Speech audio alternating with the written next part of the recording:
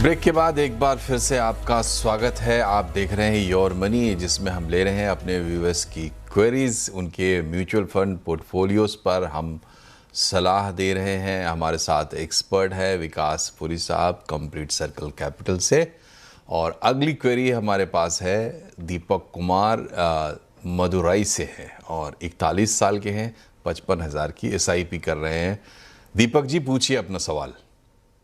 Sir नमस्कार sir. मेरा सवाल है कि एक्चुअली इस स्ट्रेटजी से और हर साल अगर मैं 10% या 15% स्टेप अप करूं तो क्या मैं अपना गोल अचीव कर पाऊंगा 10 करोड़ का?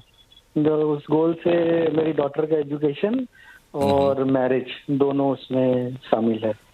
रिटायरमेंट के लिए मेरे पास अलग से NPS है, उसका लमसम अराउंड 45 लाख एक्यूमुलेट हो गया है और म्यूचुअल फंड से अराउंड 55-56 लाख एक्यूमुलेट हो चुका है।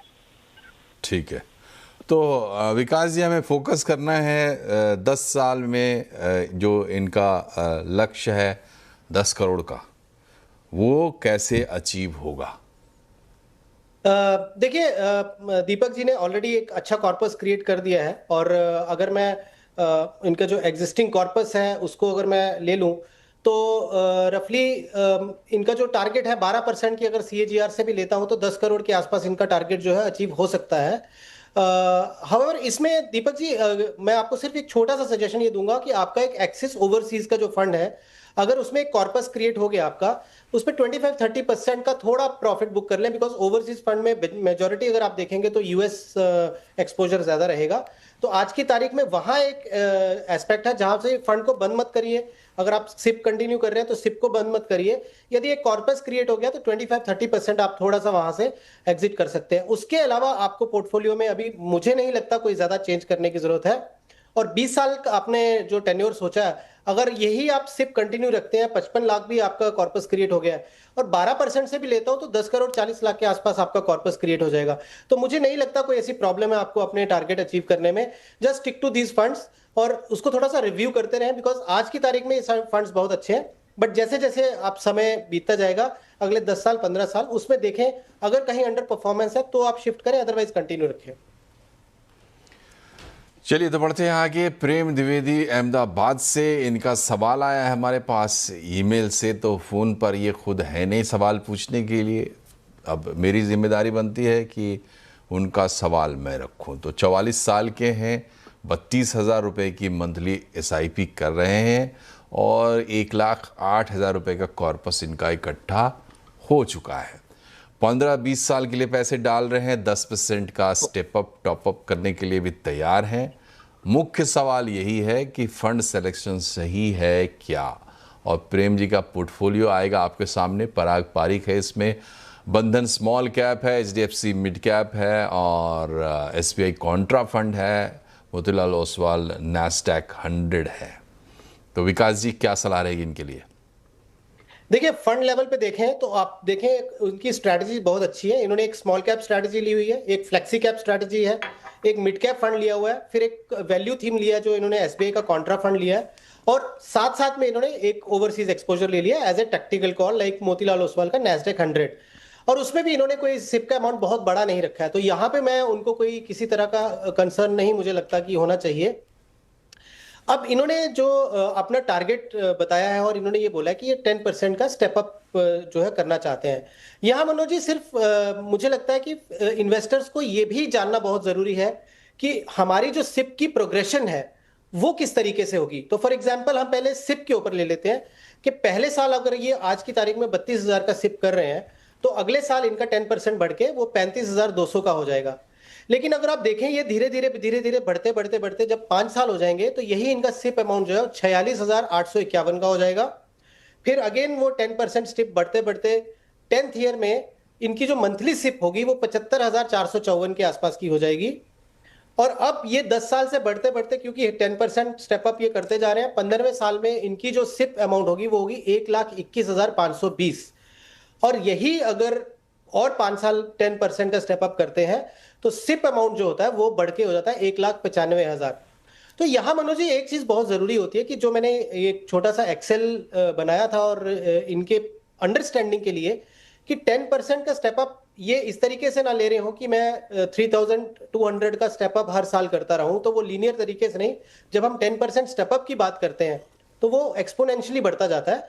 तो 32,000 की जर्नी जो है वो 20वें साल में 1,95,000 मंथली सिप जो होगी उस वहां तक जाएगी। बट अगर इनको ये कैलकुलेशन के माइंड में है तो बहुत ही अच्छी बात है। और तीसरा ये है कि अगर 12% की CAGR से लेता हूं तो 15 साल में इनका जो है 3,38,00,000 के आसपास कॉर्पस बन जाएगा। और यही अगर 5 साल के लिए अगर ये कंटिन्यू करते हैं, मतलब जैसे इन्होंने बोला 15 और 20 साल में ये 7,40,00,000 हो जाएगा। तो ये पावर ऑफ कंपाउंडिंग होती है कि आप जितना लंबा अपने पोर्टफोलियो को चलाते हैं उतना ही आपका जो कॉर्पस है वो क्रिएट हो जाता है। तो ये कुछ ऑब्जर्वेशंस थे मेरे। फंड लेवल पे मुझे इनके फंड सिलेक्शन बहुत अच्छी लगी। He should continue with this funds. और जो हमने प्रोग्रेशन बताया कि इनके SIP किस तरीके से 32,000 से शुरू होके फिर वो 46,000 का, फिर वो 75,000 का, और फिर करते करते लास्ट 20वें साल में 1,95,000 का मंथली सिप इनका उस समय चल रहा होगा। चलिए, तो बड़ी अच्छी चीज़ आपने बीच में इनका रेफरेंस लेके समझाई है, ये सभी लोगों की काम आएगी। खास करके एक पॉइंट जो इन्होंने बताया, चूँकि बहुत आम निवेशक हैं और छोटी छोटी बचत से भी लोग म्यूचुअल फंड में निवेश करते हैं, तो ये जानना बहुत ज़रूरी है कि जो स्टेप अप आप करते हैं, अगर आप उसको 10% मान के कर रहे हैं, एक्सपर्ट से पूछ रहे हैं कि 10% स्टेप अप पर क्या होगा, उसका मतलब ये होता है कि हर साल बेस बड़ा होगा और उस बेस के हिसाब से 10% आपको इन्वेस्ट करना होगा। ये नहीं कि आज आपने कैलकुलेट कर लिया। विकास जी, ये बताइए कि ये म्यूचुअल फंड इन्वेस्टमेंट में जितनी भी हमारे पास जो क्वेरीज आती है, मैक्सिमम क्वेरीज पोर्टफोलियो को लेकर होती है, क्या वजह है इसकी? देखिए, क्योंकि बहुत सारे आप देखें मनोज जी, बहुत सारे लोग DIY मॉडल जिसको हम बोलते हैं डू इट योरसेल्फ, तो उसमें होता क्या है कि जब तो बाजार बहुत अच्छा चल रहा होता है तब तक सबको ये लगता है कि जो भी मैंने फंड लिया है वो फंड अच्छा ही कर रहा है और वो उनको बढ़ता हुआ दिखता भी है। बट वोलेटिलिटी वाले टाइम पे जो होता है, ऐसे इन्वेस्टर्स को थोड़ा सा कंफ्यूजन हो जाता है, बिकॉज बहुत सारे ऐसे फंड्स होते हैं जो स्ट्रैटेजी इस चढ़ते हुए बाजार में तो अच्छा काम कर रही होती है, बट खराब बाजार में वो उतना अच्छा नहीं कर पाते।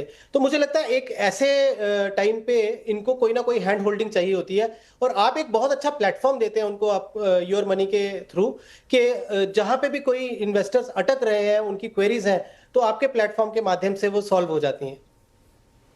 चलिए, तो इसमें आपका भी बहुत बड़ा योगदान है और आपके जैसे दूसरे जो एक्सपर्ट्स हम बुलाते हैं उनका भी। चलते चलते अपने टॉप 4 फंड्स भी बता दीजिए विकास जी। देखिए मनोज जी, आज की तारीख में अगर किसी को नया पोर्टफोलियो बनाना है या कोई चाहता है कि वॉलेटिलिटी का टाइम पीरियड चल रहा है और मुझे कौन से फंड लेने चाहिए, तो जो आज के टॉप पिक्स हैं वो मुझे लगता है एक फ्लेक्सी कैप स्ट्रैटेजी लीजिए। उसमें HDFC फ्लेक्सी कैप एक बहुत अच्छा ऑप्शन है।